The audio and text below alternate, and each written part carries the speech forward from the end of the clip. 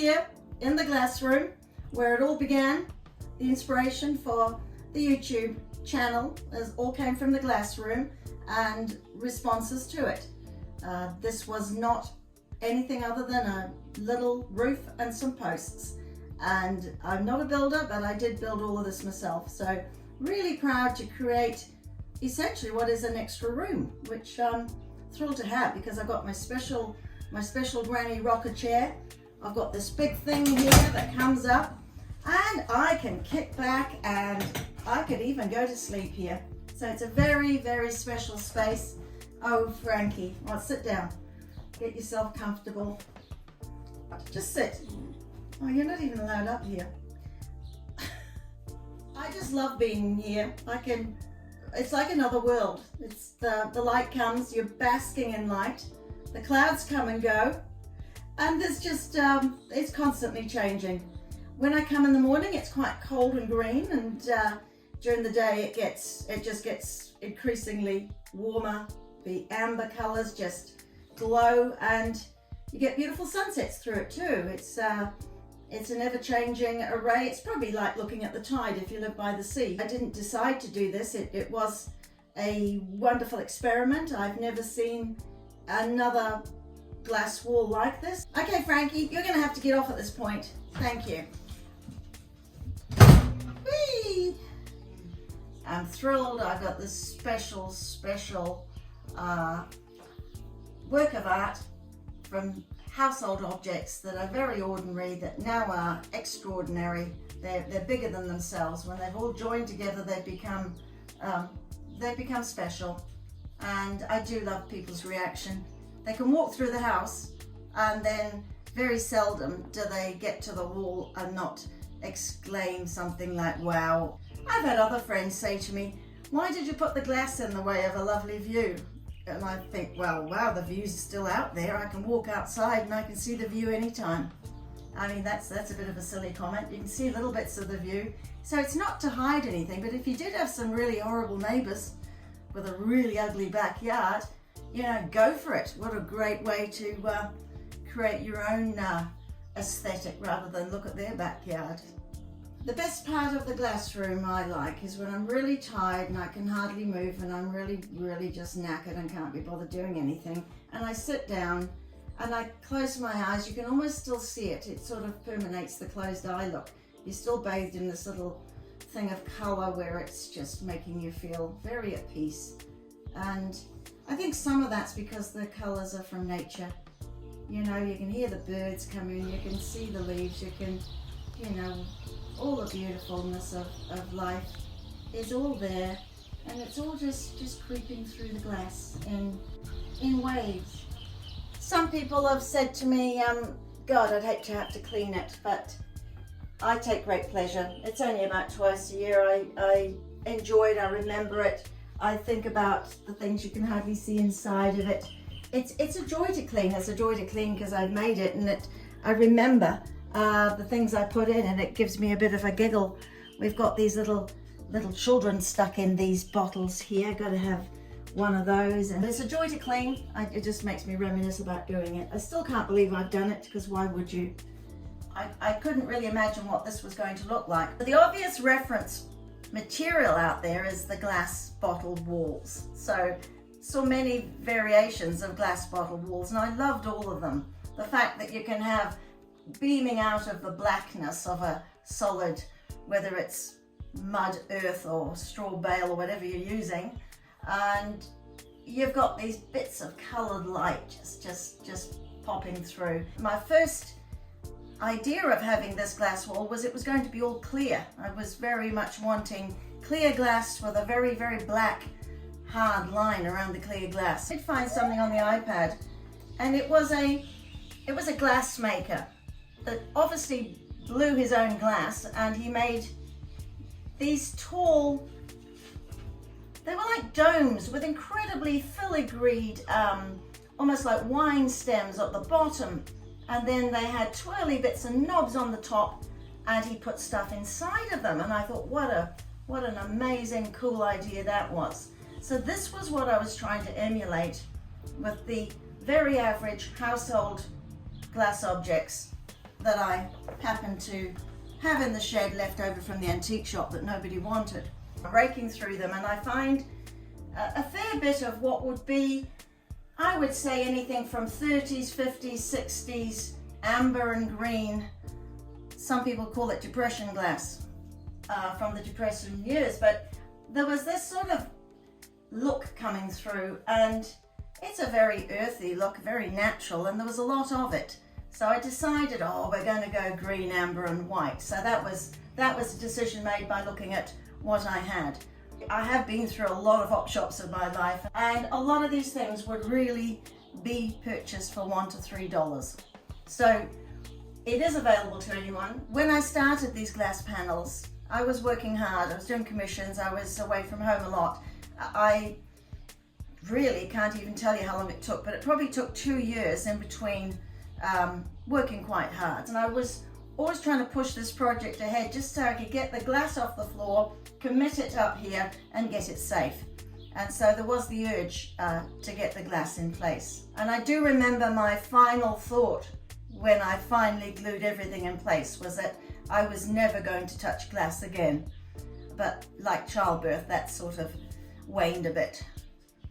So going back to the Upcycle post and the many questions of how did you do this, and me trying to explain it in a couple of paragraphs, it's very difficult. So I'm hoping that I'll be able to show you exactly how this is done. I had nothing to go on. I created the way at which it was done. I did want to keep everything safe. You don't want to go to a lot of time and trouble and for the whole thing to fall over. So I'll talk you over the process. As I was doing the process, I was working out the composition, and both sort of were intertwined together. Started with threading some galvanized rod, drilling through here, one there, one there, one there, and that thread was going to form a structure because these posts were originally here. I also had a really good idea of my stock at hand. I worked out the average height of these decanters here because they're the common height, and that's how I worked out where I threaded the rod through. And in addition to that, I had some other things I really wanted to do, which is I really wanted to get some domes in here because they're a lot of fun. And so I made the bottom run of the wall higher, and this is a common height here. So that's the composition. The other way the composition was structured was that there's a run right down all three of these panels. So in the middle of each of the panel we come right down, and then either side what you're really doing is spooning like in bed.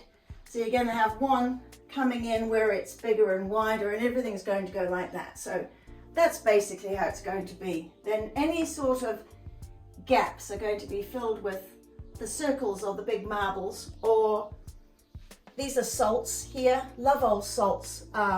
These are old Victorian ones. They've got lovely facets in them. So once the galvanized rods are through here, and this is completely see-through, you've got all your things in mind, you've got the many and varied. I had about 3 times more than I needed. And that's where the desire to put things within things came, because I ran out of space really quickly.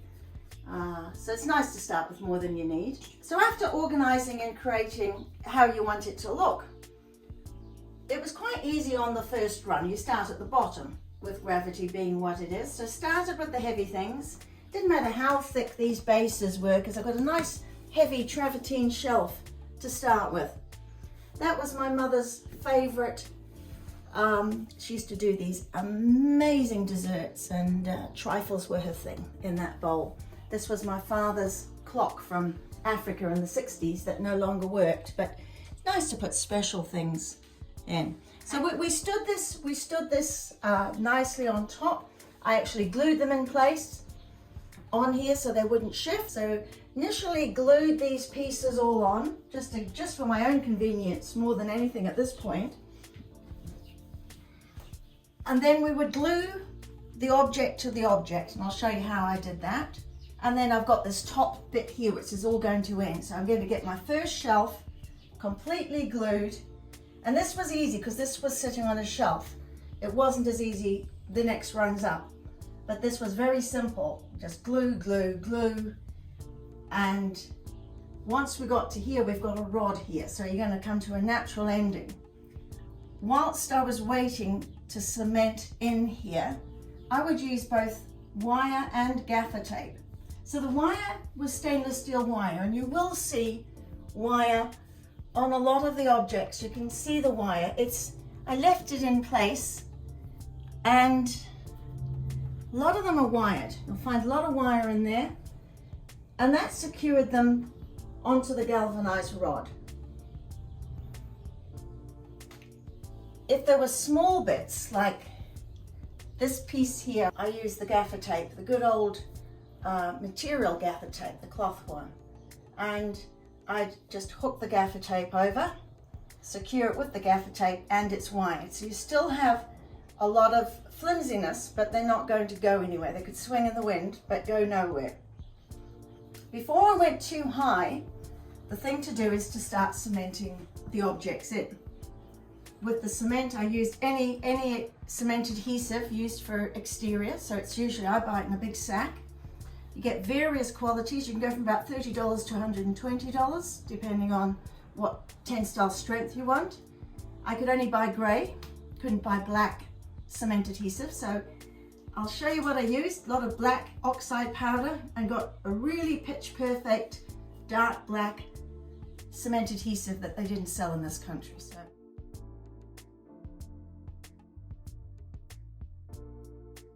here's some goodies to help explain the process. This is the black oxide powder, and this would probably make white grout, black grout. But if you want black cement adhesive, put a heap of this black in.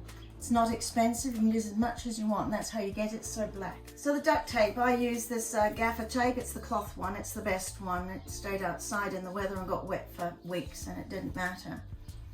This is how you get well, in New Zealand, this is how you get your stainless steel wire. Get it in a skein, much fuller than this. This isn't very cheap, this is expensive, but very malleable, very nice to use. And considering it's going to be left on a lot of these items, it doesn't look bad at all, and will stay looking nice.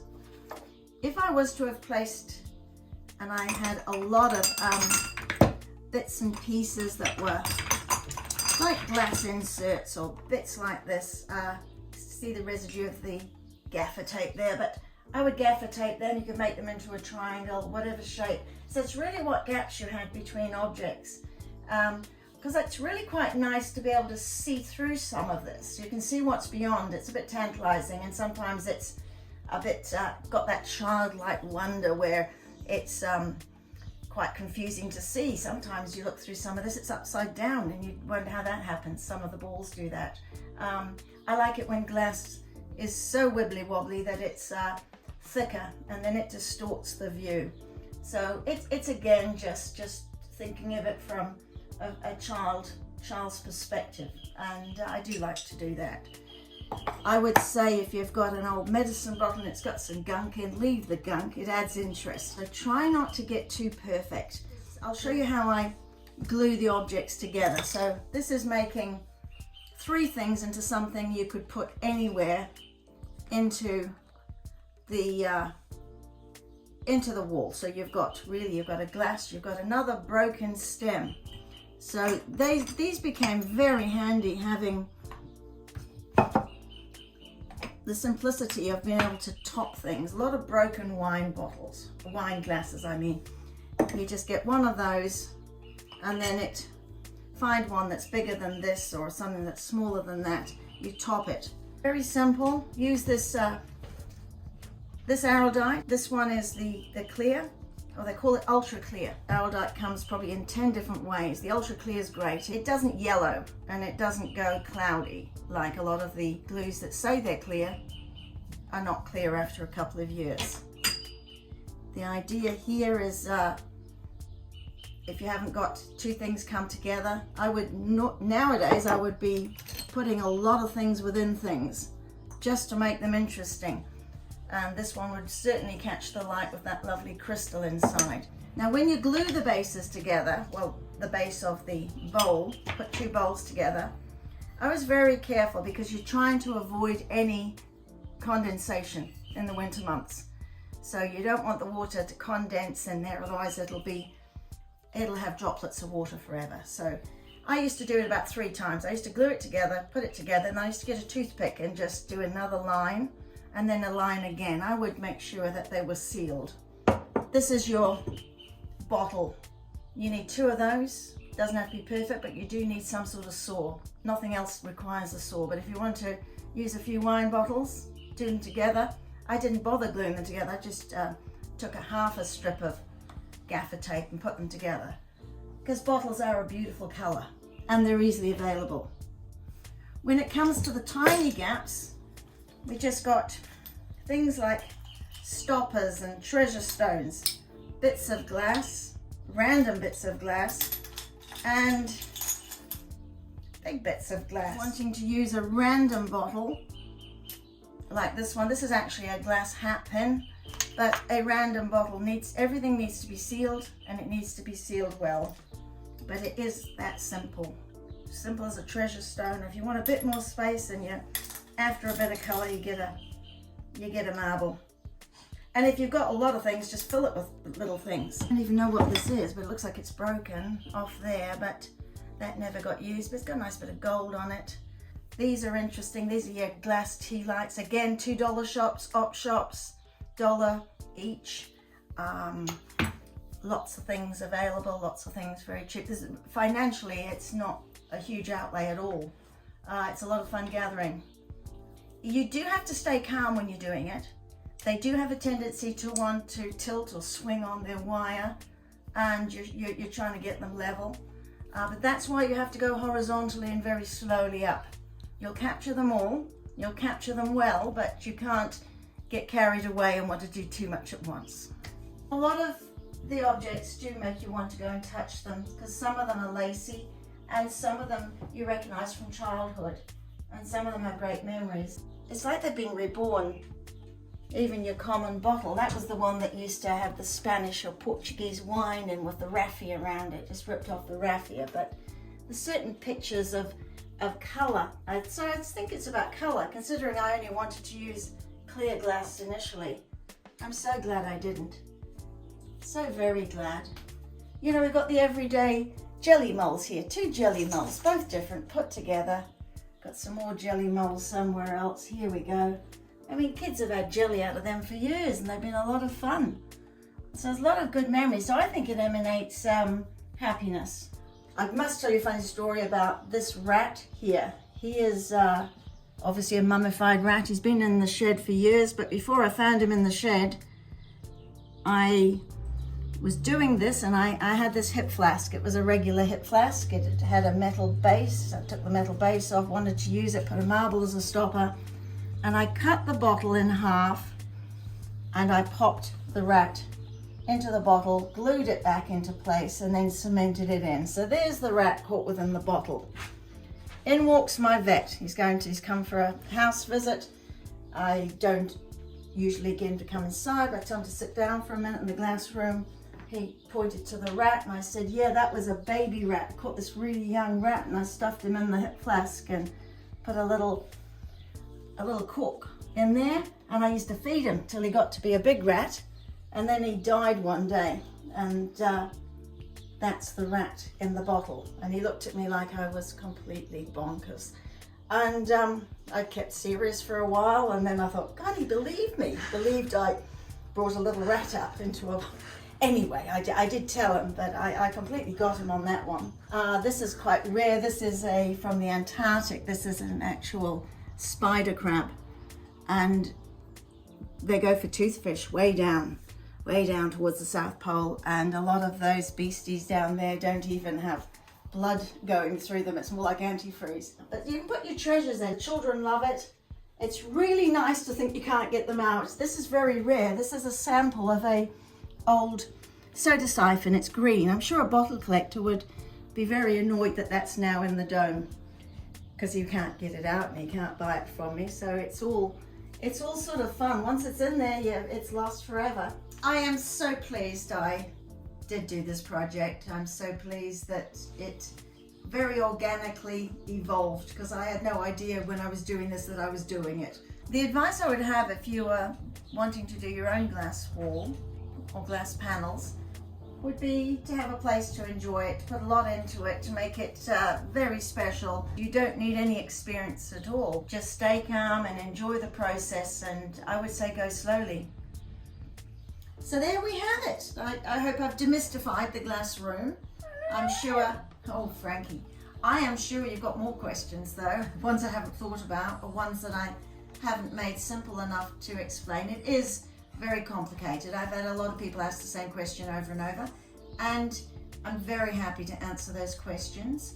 So being this is my first video on YouTube, I'd like you to maybe subscribe, and then you can join me on the next few videos that are coming, starting with the studio, which I just also love being in. They're my two favorite places, and my home, which is very special and different. So bye for now, and I'll see you soon.